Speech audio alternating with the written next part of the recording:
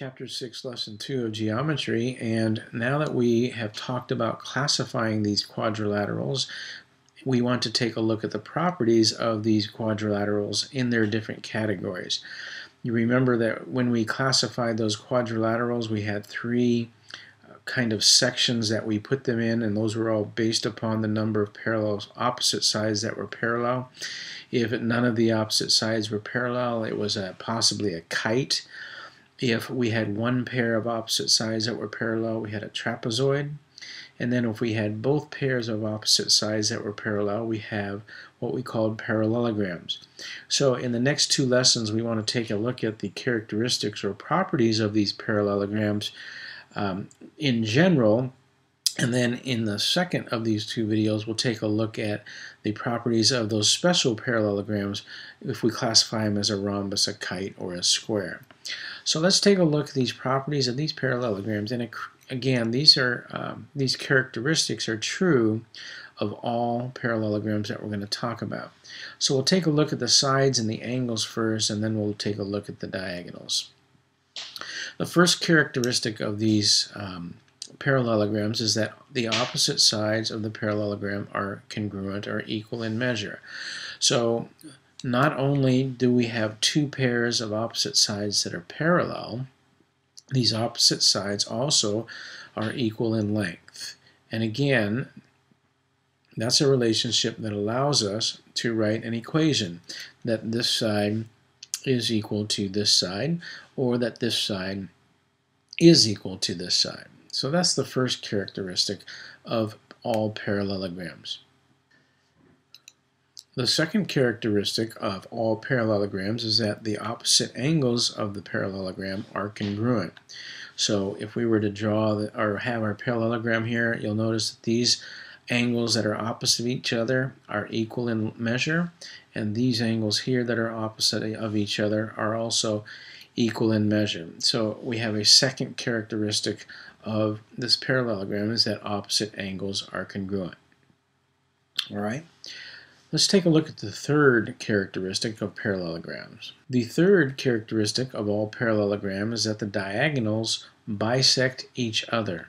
So here we have our parallelogram, and if we were to draw these diagonals, and diagonals are just segments that connect non-consecutive vertices, these diagonals bisect each other. So this diagonal cuts this one in half, thus the tick marks. And then this diagonal cuts this one in half, thus the two tick marks. Now, I want to talk real quickly about what is true here and what is not true, and you have to be careful of this.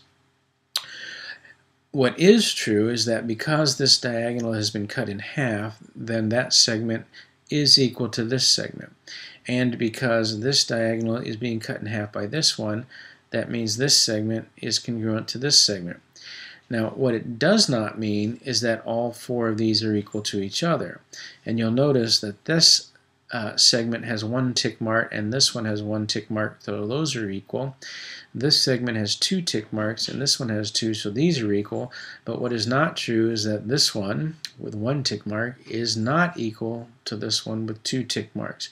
So you'll need to make sure that you keep that in mind when you're writing your equations. All right, not all four sections are equal, just the ones that have been cut in half are equal. All right, and that's going to be important because in a couple of problems, and I'll describe it to you here, but we'll do it in a separate video, is that you'll have an equation where, let's say, or a variable where this is x and this is y, x, let's say, and then this has an x in it and this has a y in it, and students will tend to want to put, because this one has a y and this one has an x, but these two have an x, to put these equal to each other, which would be incorrect. Okay, so just make sure that you're aware of that not all four pieces are equal, just the two that have been cut in half are equal. Now, there is one other characteristics of parallelograms that we want to look at that don't really have anything to do with a new theorem, but is actually an application of something that we have done earlier in the year and something I talked about a little bit when we were introducing how to classify these quadrilaterals. that characteristic that we're talking about is the fact that angles of a polygon that share a side are consecutive angles. So because angle A and angle B share this side AB, they are considered consecutive angles. And because A and D share a side here, they are also considered as consecutive angle. And if you look at this, if we have AB and CD are parallel, then BC is a transversal. Then you'll have B and C that are same side interior, and they're also consecutive. If you take a look at let's say AB and CD, and you draw AD, then A and D are same side interior.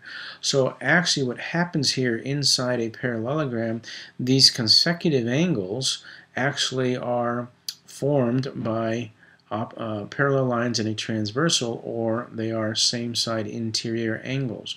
And because they're same side interior angles, we remember that they add up to 180. They're supplementary.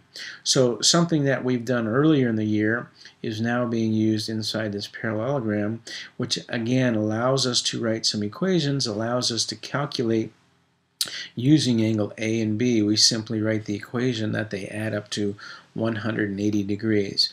So consecutive angles inside a parallelogram are same side interior, and therefore they equal 180.